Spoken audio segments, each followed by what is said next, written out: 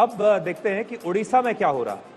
और उड़ीसा का exit poll आपको दिखाते हैं, जहां लोकसभा की 21 सीटें हैं, 21, और पिछली बार बीजू जनता दल ने 12 सीटें जीती थी, बीजेपी ने सिर्फ 8 और कांग्रेस ने 1 सीट जीती थी। और अंजना, इस बार उड़ीसा में क्या होने वाला है, आप देखिए आपकी मशीन क्या बता रही है। देखिए वहां पर क्या बड़े मुद्दे रहे बीजू जनता दल में, खास तौर पर नवीन पटनायक को, उनकी तबियत को लेकर पीएम ने यह भी इशारा किया कि उनके आसपास के जो लोग हैं, क्या कोई साजिश उनके खिलाफ रचा जा रहा है। लेकिन वहीं पर संबित पात्रा भी चुनावी मैदान में पूरी सीट से है। सबसे पहले वोट परसेंटेज शुरुआत करते हैं और मैं यहां पर बटन दबा देती हूं एनडीए का। 51% वोट यहां पर ओडिशा में, जो कि 38.88% पिछली बार था, तो लगभग 12% का ये 400 पार कहां ये पहुंच रहा है। ये तो यकीन नहीं हो रहा। और इससे पहले कि आप सीटें बताएं, मतलब अभी ऐसा लग रहा है कि यहाँ भी तस्वीर वैसी ही है जैसी पश्चिम बंगाल में है, जैसी तेलंगाना में है, जैसी आंध्र प्रदेश में। तो कांग्रेस का भी एक बार बता देते हैं, इंडिया गठबंधन का, क्योंकि इंडिया में हम आपको दिखा रहे हैं, लेकिन ये भी याद रखिए बीजू जनता दल अलग से वो है, वो इंडिया गठबंधन में शामिल नहीं है। लेकिन इंडिया का मैं वोट परसेंटेज आपको बता देती हूँ। पिछली बार 13.99% था, इस बार 13 है। ये कांग्रेस पार्टी का है, ये कांग्रेस का। बीजू जनता दल, नवीन पटनायक जो कि एक बड़े लोकप्रिय नेता वहां के हैं। वहां देखिए विधानसभा चुनाव भी है इस बार, वहां पर वो भी देखना दिलचस्प रहेगा, जिसके नतीजे आने वाले हैं।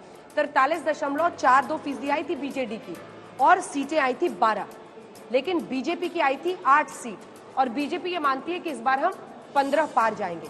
क्या होता है अब आपको दिखाते हैं। 64% तो यही हो गया बिल्कुल। हाँ, तो उनके लिए क्या बचा होगा, क्या बचा होगा?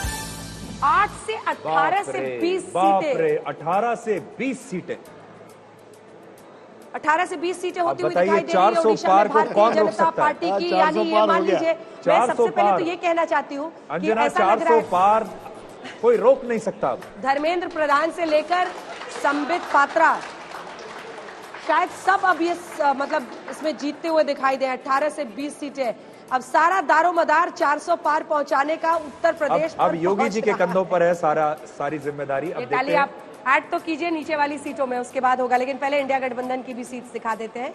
देखिए इंडिया गठबंधन की सिर्फ कांग्रेस की 1 सीट आई थी, वही सीट आपको दिखेगा। बीजेडी की 12 आई, ये 1 सीट है। बीजेडी की 12 सीटें आई थी, लेकिन अगर 21 में से 18 से 20 बीजेपी की आ रही है, तो ये एक बहुत हिस्टोरिक विक्ट्री ओडिशा में भी कहलाएगी। और ये नवीन पटनायक के लिए शायद सबसे बड़ा झटका उनके लाइफ टाइम का, पूरे पटनायक फैमिली लेगेसी के लिए कहलाएगा। अगर इस मैंडेट को देखूं तो अब मैं, और अगर यही होने जा रहा है, अनुमान मैं इसी स्थिति पर ही टिप्पणी कर रहा हूं। 4 को जो होगा वो अपनी जगह है। अगर ये सही है तो नरेंद्र मोदी आजाद भारत के सबसे लोकप्रिय लोकतांत्रिक नेता के लिए ये जनादेश है, ये जनादेश साबित करता है इस बात। ये जनादेश असल में प्रधानमंत्री मोदी के लिए ही है। और आप देखिए कि हर बार उनका सीटों की संख्या बढ़ती जा रही है। इसका मतलब ये कि इतना लोकप्रिय दूसरा कोई हुआ नहीं, जो मैं कह रहा हूँ। क्योंकि आप देखिए नेहरू जी स्लाइड कर गए थे तीसरी बार में। देखिए प्रधानमंत्री नरेंद्र मोदी की लोकप्रियता पर तो बहुत बड़ी मोहर के तौर पर इसे देखा ही जाएगा, लेकिन आपको ये समझना है बड़ी बातें। ओडिशा हो, पश्चिम बंगाल हो, माना जाता था कि यहाँ पर अलग भाषा बोली जाती है, ये ऐसे राज्य है जो कि हिंदी पट्टी से अलग है, बीजेपी की पैठ इन राज्यों में नहीं पहुंच पाएगी। जहां पर कांग्रेस से मुकाबला होता है वहां पर तो ठीक ठाक परफॉर्मेंस कर लेते हैं, जब क्षेत्रीय दल ताकतवर आते हैं तो आप फिसल जाते हैं, आप दुबक जाते हैं। लेकिन अगर बंगाल से लेकर ओडिशा, ओडिशा से लेकर तेलंगाना, तेलंगाना से लेकर ऐसे तमाम राज्य, केरल, तमिलनाडु नहीं, वहां पर तो अभी छोटे प्लेयर की तौर पर लेकिन एंट्री हो गई। कितनी अच्छी एंट्री उन्होंने की। This is historic.